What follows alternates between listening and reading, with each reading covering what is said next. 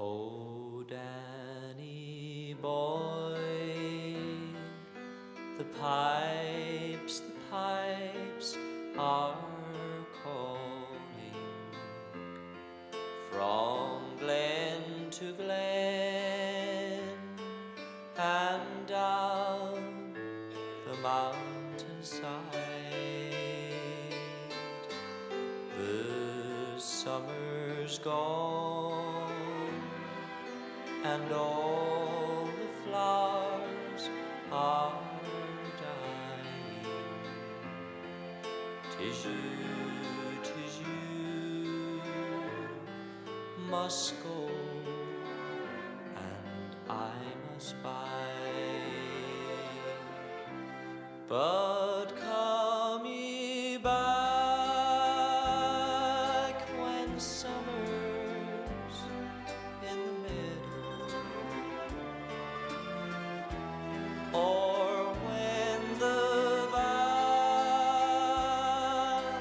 hushed and white with snow. 'Tis I'll be here in sunshine or in shine.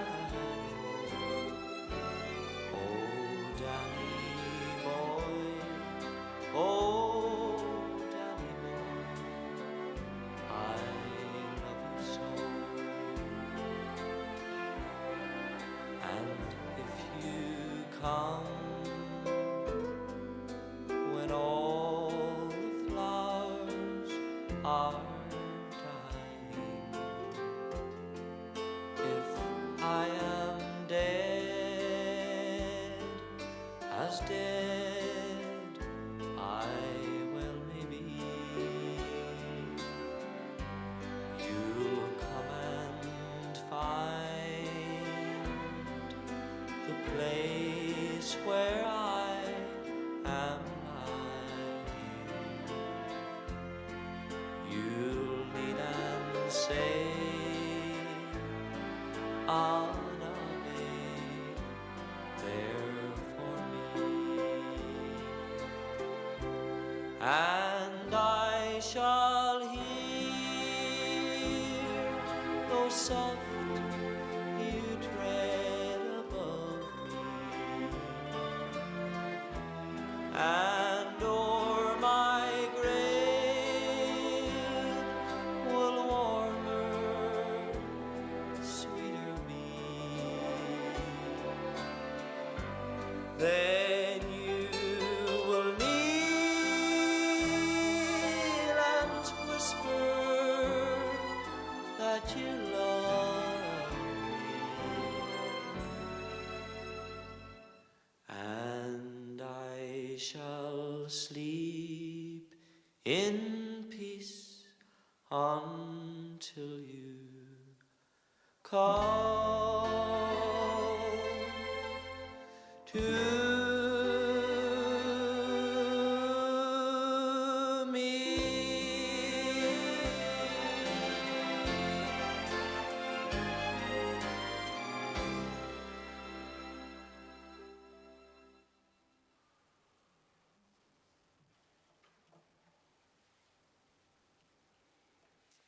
Welcome to you all this afternoon.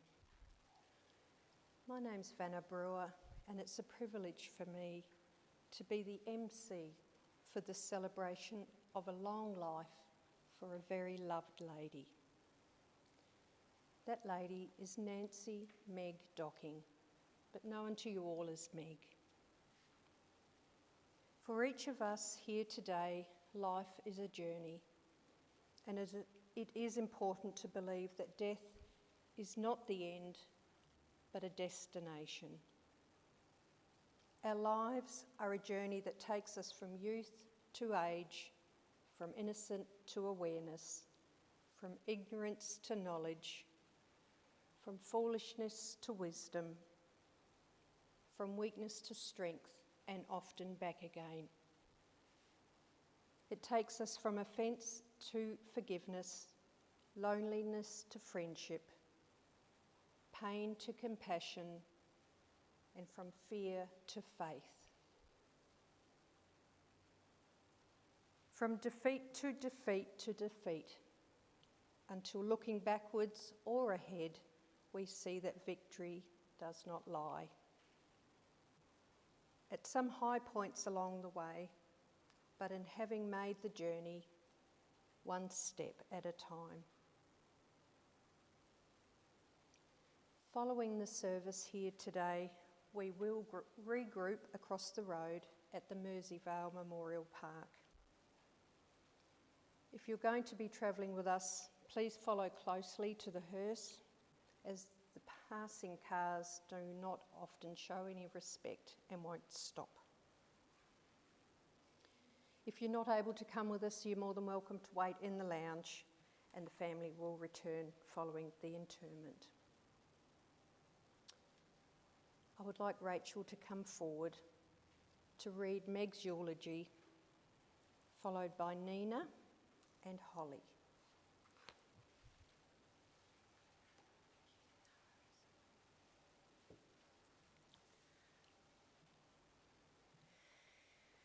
We gather here today to honour and celebrate the life of Meg Dockin.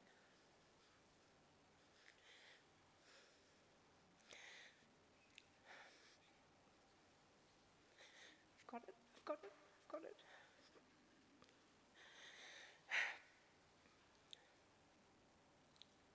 A woman of boundless warmth, resilience and generosity. While our hearts are heavy with loss, we also carry deep gratitude for the moments we shared with her, the lessons she taught us and the love that she so freely gave. Meg's life was a beautiful reflection of kindness and care. She found joy in the simple things, tending to her garden, sharing a laugh with friends, and creating a home filled with warmth. Her hands, always busy, nurtured not only the earth, but also the people around her, whether she was spinning fleece into something beautiful or growing vegetables to share with others, making jam, relish, pickles, preserves, or preparing home-cooked meals. She lived a life of giving. Most of us here today would have benefited from that generosity. Wendy recalls that Meg would greet her with, when she visited her mum, "Hi Wendy, how's Justin going? Do you need any more relish?" I was often amused at Nan's food creations and recall that when she was making a pavlova, she had heaps of cream left. Nan cut a thick piece of white bread, topped it with equally thick butter, spread it with blackberry jam, and then added a massive layer of whipped cream. Afternoon snack complete. Born into a time of great change, Meg faced life challenges head on with an indomitable spirit. She married Garnet Bruce Eagling on September the 13th, 1947, in the Presbyterian Church in Devonport. Their wedding reception at the Bluff Kiosk marked the beginning of a life built on partnership, hard work, and unwavering devotion. Their honeymoon in Burnie, staying at the Seaview Hotel, was the first step in a journey that would see them carve out a life together on a farm in Sheffield. Meg's early years of marriage were marked by hard work and adaptation, from hand milking cows to churning butter and learning the rhythms of farm life. She embraced the challenges of rural living with grace, learning from those around her and forging strong bonds within the farming community. Whether it was working in the paddocks, riding horseback to tend the land, or ensuring a warm and welcoming home, Meg approached every task with determination and love. Family was at the heart of everything that Meg did. She and Garn welcomed their children into a life filled with love and tradition. Wendy, Kate, Rosemary, Roberta, Bruce, Isla and Andrew were the lights of her life. Meg took great pride in their upbringing, instilling in them the values of kindness, hard work and resilience. She faced the joys and trials of motherhood in the same steadfastness that defined her character, ensuring that each of her children knew that they were cherished. Life took Meg and her family to various homes, each chapter bringing new experiences, from their farm in Sheffield to Westbury and then later Aberdeen. Meg embraced every new challenge with a willingness to learn and adapt, proving time and again her remarkable ability to thrive in any situation. Her garden was a place of beauty and abundance, a testament to the patience and care that she poured into all that she did. Just as she nurtured each plant, she nurtured those she loved with quiet strength, with laughter and unwavering support. She learnt the art of generosity from her mother, a woman whose love was as boundless as the flowers that she grew. Meg carried that spirit, always putting others before herself and always finding ways to make her life brighter for those around her. Kate shares her memory of her mum. Mum was my biggest supporter of my artwork and sent bundles of art books to keep me enthused.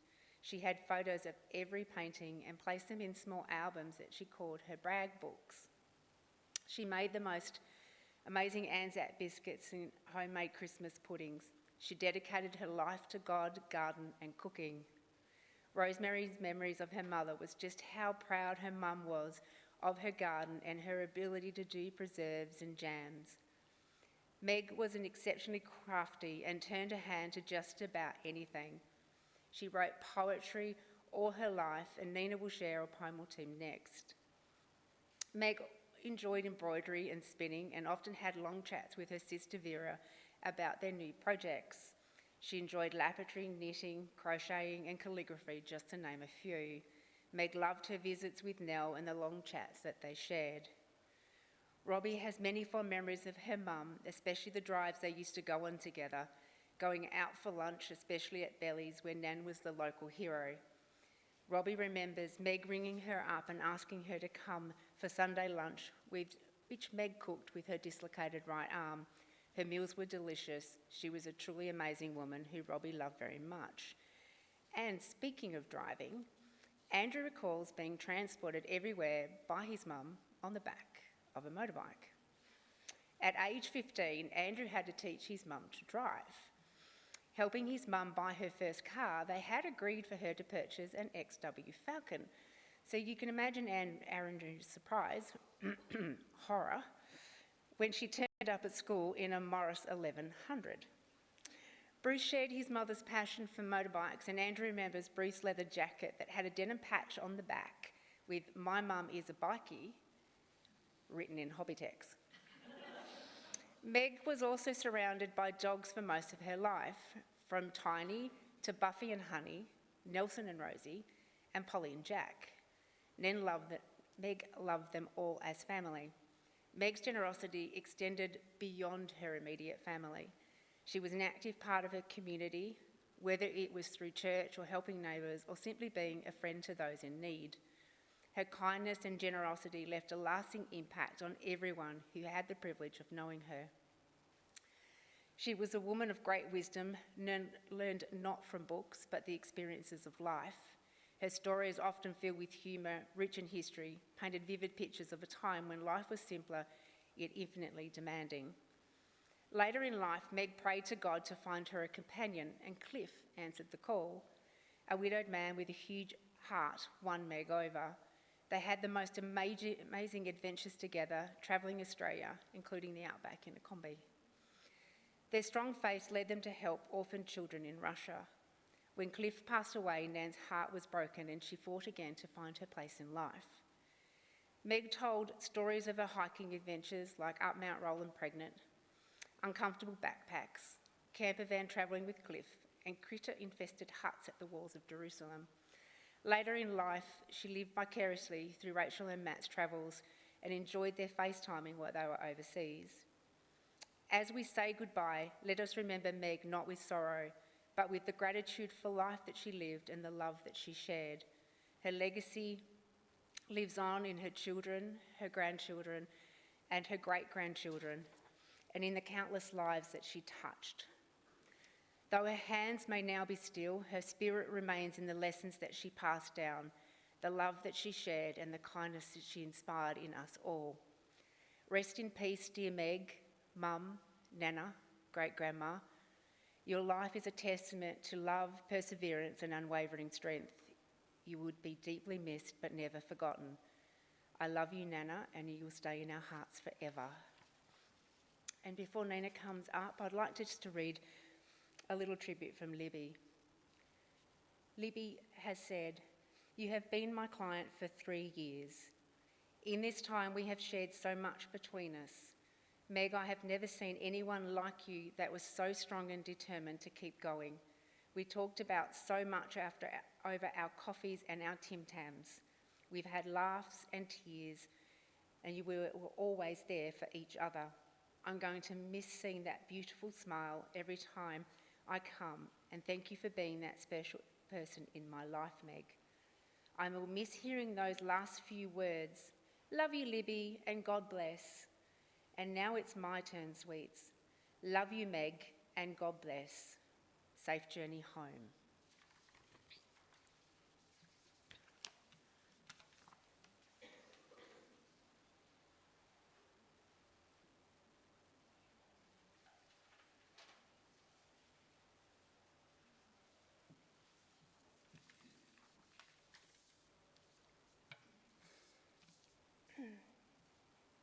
The garden.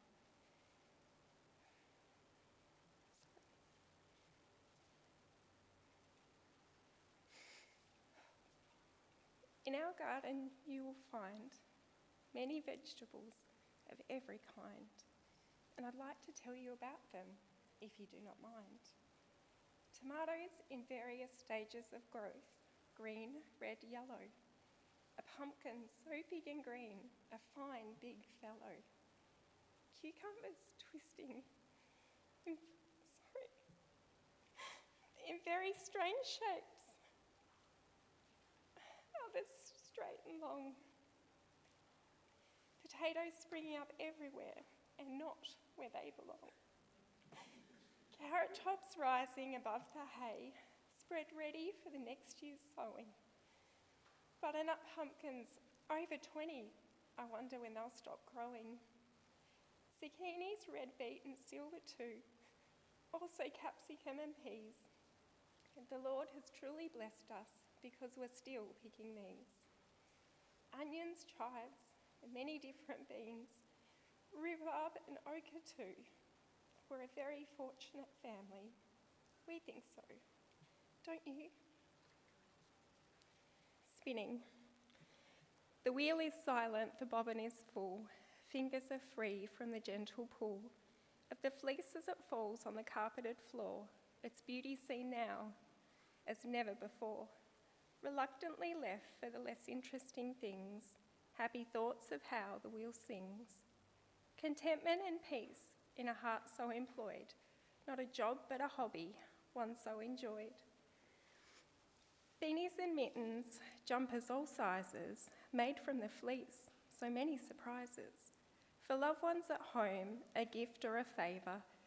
To sit and spin is for love, never labour. Splinters and midges, thistles and dung, don't cool our ardour for getting things done. But the thing I like best is divine inner peace when I sit at the wheel and enjoy spinning the fleece. The last one I'd like to share is a song titled Song from the Lord. I am ready to lay my body down, bring the cross, the nails, the spear, the crown. For I am ready, oh I am ready, to lay my body down. I am ready, my Father, to lay my body down.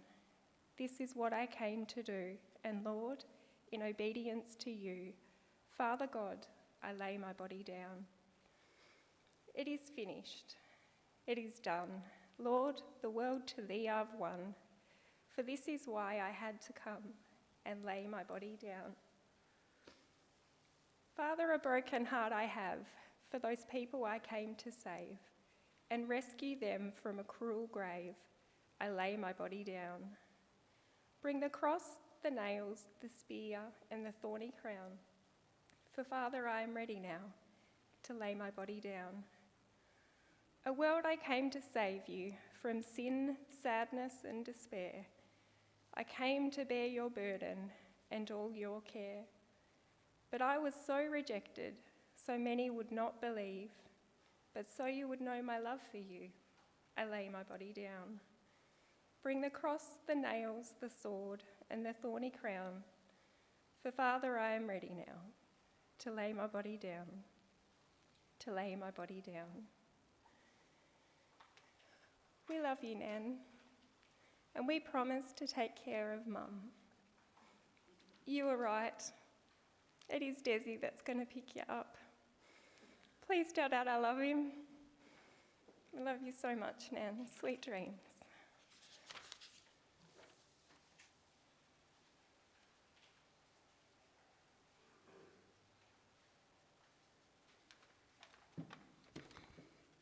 Hope you don't mind, I'm just going to selfishly share a few memories of Nan that will not in any way do her justice. Nan and I shared many things. September babies, born 1 week and 50 years apart. We shared our height until she started shrinking, our love of words and fancy stationery and pens, our faith, our love of food, and a tendency to be a little bit feisty. My strongest memories with Nan go back to all the times I stayed with her when I was little. From her, I got my love of finding shells on beach walks, preserved apricots, pickled cucumber and onions, and thunderstorms, which we would get up and watch together late at night out the lounge room windows. She taught me to play Chariots of Fire on the organ and despaired quietly-ish at my inability to cook scones, knit or sew. Sorry, Nan. As I grew and moved away, visits became much less frequent. Nan, being a survivor of war times, always had an impressive pantry and sometimes even a shed full of jams and preserves. Visits would result in me leaving with a boot full of relish, jam, garden produce, and if you were really lucky, a small pot of quince jelly that I refused to share with anyone. Depending on how long my last visit with Nan had been, as I said, she's feisty like me. At the time of the visit, the age of the gifted products varied wildly. Would it be a recent batch of jam and a still warm jar of relish? Or was it a dusty Loganberry from 1997 pulled from the very back of the shelf? I say that with love, Nan. In more recent years, Nan would impress me immensely with her iPhone use, fail to understand why I couldn't eat her homemade biscuits because I was gluten intolerant, which is something that did not exist in her day, and argue with me about our opposite views on American politics and YouTube evangelists. We would end those arguments, usually in a loving way, with her saying something like, "Well, we don't need to talk about it," and change the subject dramatically. She was so proud of us all, of our careers, our partners, our kids. She would remember so many details to ask about. At 91, I remember distinctly her telling me she still felt like a 21-year-old in her mind, and I remember thinking that that was both wonderful and awful for her, as she was all too aware of her ageing and pained body. Nan loved God immensely and knew she was going home. She used her final years on earth praying for everyone she knew. Nan, I'm glad you're at peace. Rest assured, your fiery spirit lives on in your grandchildren, as my own teenage daughters remind me without realising it. We will go through our lives reminded of you by the colourful blankets you made that are scattered around our home and the shells that you painstakingly collected and categorised, which are sprinkled messily on bathroom shelves by my children.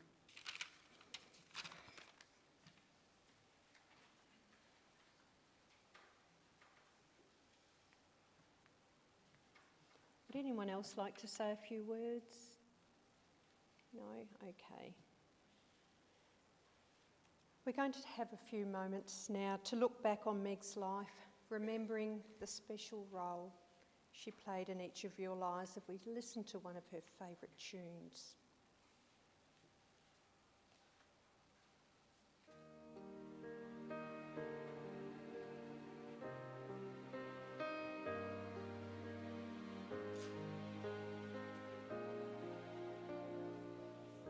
I dreamed a dream in time gone by,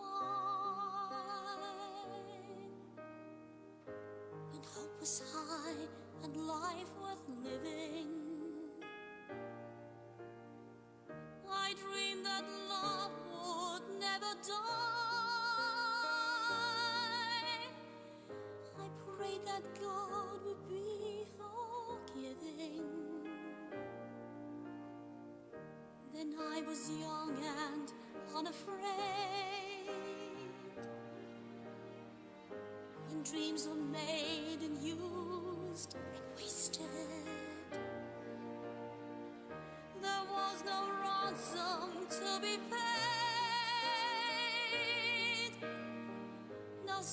song, no wine untasted. But the tigers come at night with their voices soft as thunder, as they tear your hopes apart, and they turn your dream to shame.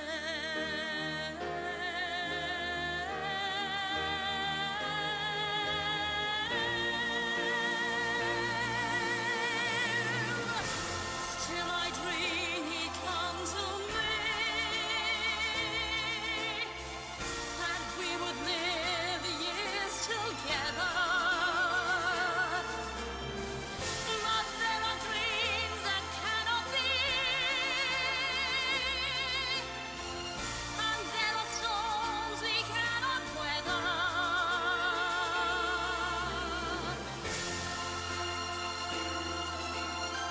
I had a dream my life would be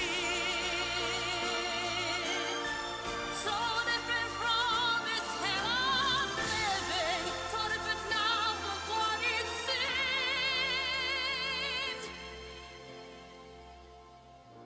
Now life has killed the dream I dreamed.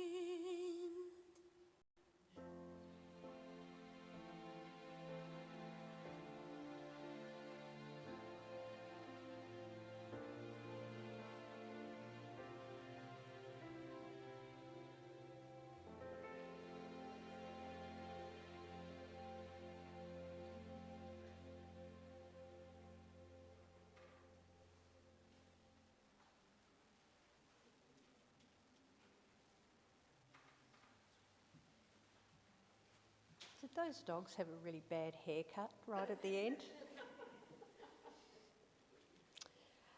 Please join me in saying the Lord's Prayer that's in your service sheet. Our Father who art in heaven, hallowed be thy name. Thy kingdom come, thy will be done on earth as it is in heaven. Give us this day our daily bread, and forgive us our trespasses, as we forgive those who trespass against us. And lead us not into temptation, but deliver us from evil. For thine is the kingdom, the power and the glory, forever and ever. Amen. If everyone could please stand.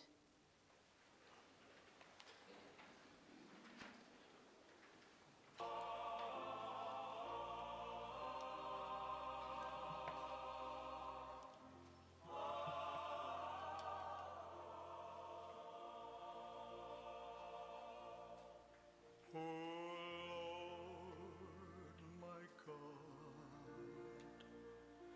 when I in awesome wonder